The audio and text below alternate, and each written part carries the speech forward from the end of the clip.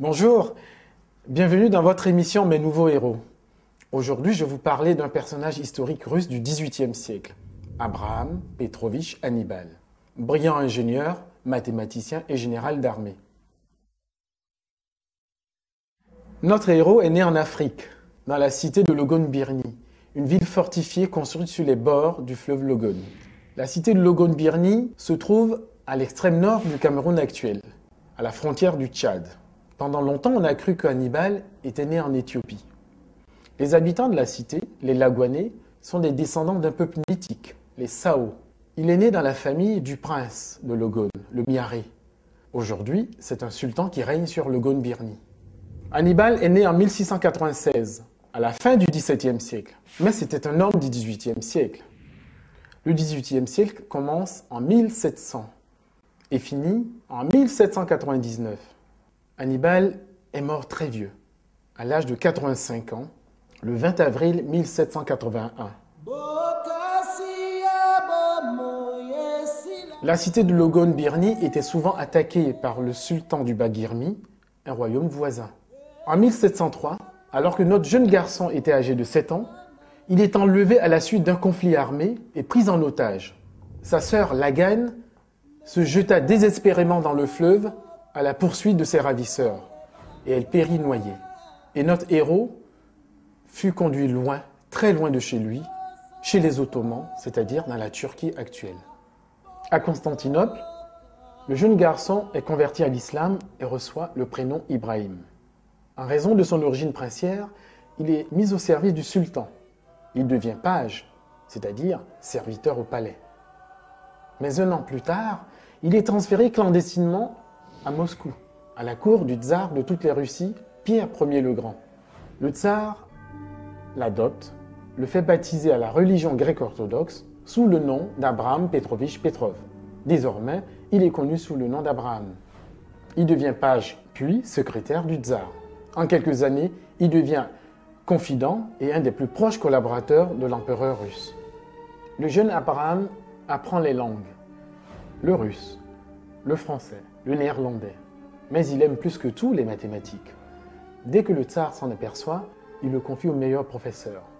Alors qu'il a 15 ans, le tsar lui offre un livre d'arithmétique. Hannibal a conservé précieusement ce livre dans sa bibliothèque personnelle. Aujourd'hui, 297 ans après, on peut toujours voir ce livre dans sa maison devenue musée. Lorsqu'il a 21 ans, le tsar l'emmène en France, apprendre les mathématiques, les sciences de l'ingénieur et les fortifications de Vauban.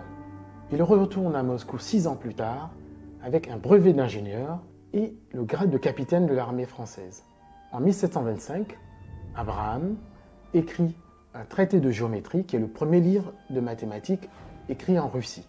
Il enseigne les mathématiques dans les écoles techniques de Russie. En 1725, à la mort du tsar, son père adoptif Pierre Ier le Grand, la nouvelle impératrice, sa mère adoptive, la tsarine Catherine Ier, le nomme professeur de mathématiques et de fortification du prince héritier et futur empereur Pierre II. Abraham Petrovitch devient le chef du corps des ingénieurs de l'armée impériale russe. En fait, il est le premier ingénieur militaire russe moderne. Déjà en 1726, il remet à l'impératrice son deuxième livre, un traité sur l'art des fortifications. C'est aussi lui qui traduit en russe les ouvrages techniques étrangers. Il dirige tous les grands travaux dans l'Empire russe. Les canaux, par exemple le canal de Ladoga, qui est le plus grand fleuve d'Europe. Les ports, les forteresses, les places fortes. En fait, tout le système de défense de l'Empire russe est sous sa direction. Il introduit de nouvelles techniques de construction des forteresses. C'est lui qui introduit aussi l'enseignement de l'architecture civile dans les écoles d'ingénieurs. En fait, il devient le Vauban russe. Abraham Petrovitch Hannibal a eu une brillante carrière militaire. En fait, il a appris l'art de la guerre très jeune. Dès l'âge de 8 ans, il a accompagné le tsar, son parrain, pendant toutes les guerres qui ont opposé la Russie au royaume de Suède et à l'Empire ottoman. Il a gravi tous les échelons de l'armée impériale russe. D'abord lieutenant, puis major, colonel, général-major, lieutenant-général et enfin général en chef de l'armée impériale russe. À l'âge de 30 ans, Abraham Petrovitch a décidé de changer de nom et de se faire appeler Hannibal. en l'honneur du célèbre général de Carthage. Le jeune enfant venu d'Afrique est devenu l'un des hommes les plus puissants de l'Empire russe. Il fut le 4e personnage de l'État, commandant, gouverneur militaire de l'Estonie, gouverneur de la province de Vyborg, près de la Finlande. En reconnaissance des nombreux services rendus à sa nouvelle patrie, l'impératrice Élisabeth, sa sœur adoptive, lui a donné des terres avec des centaines de serfs, des paysans. Il est donc devenu un riche propriétaire terrien, un barin, c'est-à-dire un seigneur. Il fut le premier en Russie à construire des hôpitaux et des pharmacies pour les ouvriers sur les chantiers, des écoles pour les fils d'ouvriers. Il fut également le premier à interdire les châtiments corporels qu'on infligeait à l'époque aux paysans. C'était donc un humaniste. Abraham Hannibal s'est marié à Christine Régine de Schöberg, une aristocrate suédoise. Ils eurent 7 enfants, 4 fils et 3 filles. Leur fils aîné, Ivan Hannibal, fut un brillant général et héros de guerre. Ses frères furent aussi des militaires. Quant à ses sœurs, elles reçurent une éducation française et épousèrent des fils de grandes familles russes. La petite fille du général noir de Russie, Nadine Hannibal, qu'on appelait aussi la Belle Créole, est la mère du plus grand poète russe, Alexandre Pouchkine, né en 1799, la dernière année du XVIIIe siècle. Dire que le plus grand poète de Russie, Alexandre Pouchkine, est un descendant d'Africains, c'est quelque chose qui a une force incroyable. Le fait de comprendre qu'un Africain, dans une époque, dans un siècle où on était encore en plein esclavage, où les préjugés contre les Noirs étaient en train d'avoir une assise scientifique, est enseigné, en fait, ces préjugés, qu'il y avait des Noirs, des Africains qui avaient pu surmonter toutes ces barrières-là. Les recherches de Dieudonné Niamonkou sont hautement symboliques. Parce que mon travail d'historien tend à montrer que l'histoire n'est pas linéaire du tout. On pense que nous vivons aujourd'hui au XXIe siècle, donc nous sommes en fait héritiers d'une tradition humaniste qui fait que nous sommes la partie la plus évoluée de l'humanité depuis des siècles, des millénaires. C'est pas vrai. L'opinion qu'on se fait sur la place des Noirs dans les sociétés européennes est fausse. C'est-à-dire que les Noirs, par exemple, dans les sociétés européennes, ont occupé des postes plus importants il y a des siècles et même des millénaires, puisqu'il y a 2000 ans, les Africains ont été empereurs à Rome, ont été papes au Vatican. En faisant ce travail, effectivement, on arrive à comprendre finalement que oui, il y a eu des apports africains aux sociétés européennes. Tel Cheikh Anta Diop, le travail de Dieudonné Niamonkou est fondateur. Il permet de ne pas oublier l'apport du continent à la culture et à la civilisation mondiale. Alexandre Pouchkine, le père de la littérature moderne russe, avait un aïeul camerounais. C'est l'immense découverte qu'a faite l'historien béninois Dieudonné Niamonkou. Aude Van den Broek est allé à sa rencontre. Historien de formation, Dieudonné Niamonkou est un vrai touche-à-tout.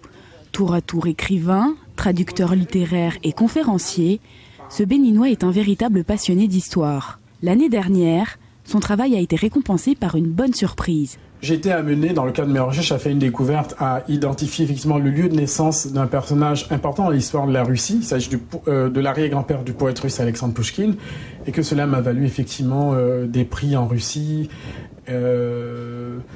Et qu'il y a l'année dernière, le sultan du Logone, cette région à l'extrême nord du Cameroun, où est né en 1696 l'arrière-grand-père du poète russe Pouchkine, qui s'appelait Abraham Hannibal.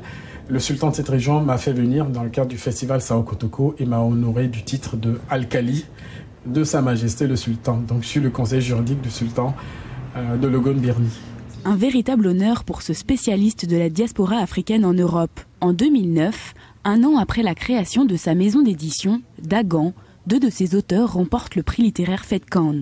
En 15 jours, nous avons eu plusieurs centaines d'exemplaires de livres commandés par rien que les 2 principales librairies de la place. Ça montre au public, déjà, qui ne nous connaissent pas notre existence, ça montre au public que nous proposons des publications de qualité, que nous avons des auteurs de qualité, que nous faisons attention à cette production éditoriale, et ça montre aussi justement aux auteurs, puisque nous sommes une jeune maison d'édition, nous avons besoin de nouveaux auteurs, voilà, que notre maison d'édition existe et peut peut-être les publier.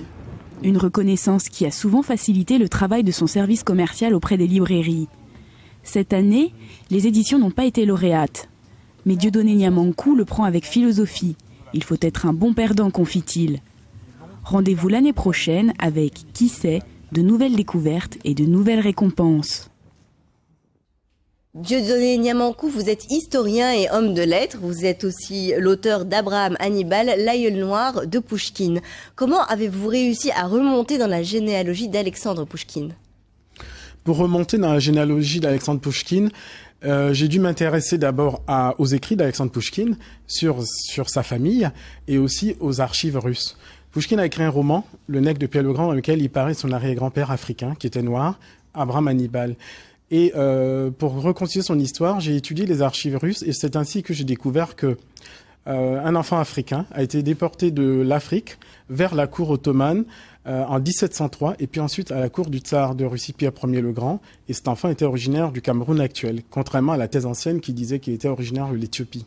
Alors votre œuvre doit être adaptée au cinéma.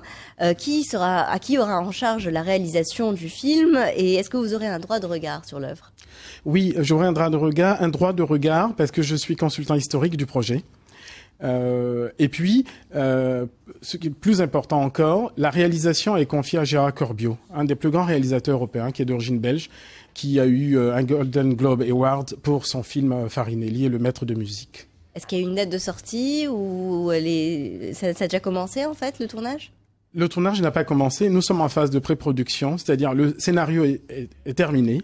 Il a été écrit et actuellement, justement, les producteurs sont en train de monter une coproduction et trouver les financements. Il faut dire que le budget est important. C'est un grand film historique que nous souhaitons faire d'un budget d'environ 20 millions d'euros. Ah oui. Alors, vous avez également mis à jour l'ascendance africaine de nombreux Européens avant le XXe siècle. Est-ce que vous pouvez nous en citer quelques exemples? Oui, on ne pense pas souvent aujourd'hui que parmi les grandes figures de l'histoire européenne, il y avait de nombreux Africains.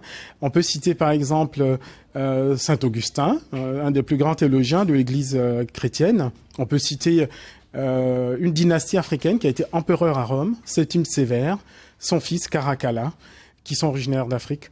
On peut citer également, dans l'histoire de l'Allemagne du XVIIIe siècle, un grand philosophe africain originaire du Ghana actuel, Anton Amo, qui a été professeur de philosophie à l'université de Halle en Saxe. Alors, vous êtes également éditeur puisque vous avez fondé les éditions Dagan. Qu'est-ce qui vous a encouragé à investir dans ce secteur? Plusieurs facteurs.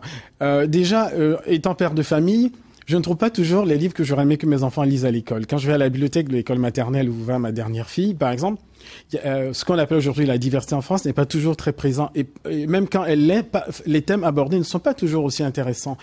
Et puis, autre chose, j'estime qu'effectivement, l'offre éditoriale sur l'Afrique et les Antilles, en France, n'est pas encore suffisante. Donc, il y a de la place encore pour des éditeurs. Et donc, les éditions Dagan ont cette vocation de montrer autrement l'Afrique de façon positive. C'est ce que vous faites, vous, à travers les médias. Nous, à travers nos collections, nous essayons de montrer justement la créativité qu'ont les Africains en matière de tous les genres. Nous avons une collection de polars, nous avons une collection de romans historiques, nous avons une collection jeunesse où nous publions des albums illustrés.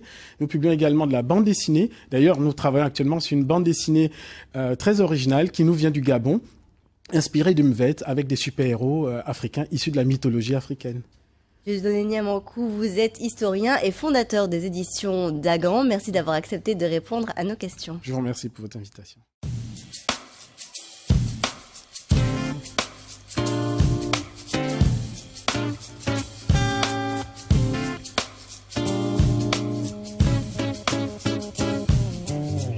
Century in the Russian Empire. One of the leading figures is an African man. See him standing tall upon the high wall, heading entire defense of this great empire.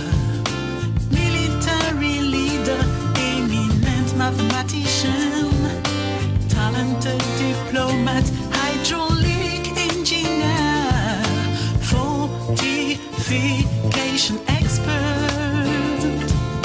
chief administrator of the Ladoga Canal project, and of the commission of works in Kronstadt and the Baltic port.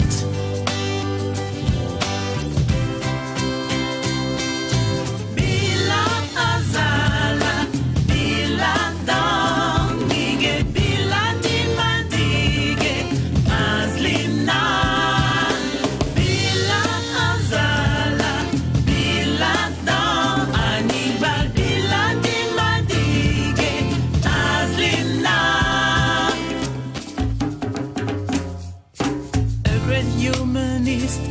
Hannibal founded a hospital for the Kronstadt canal workers and their families.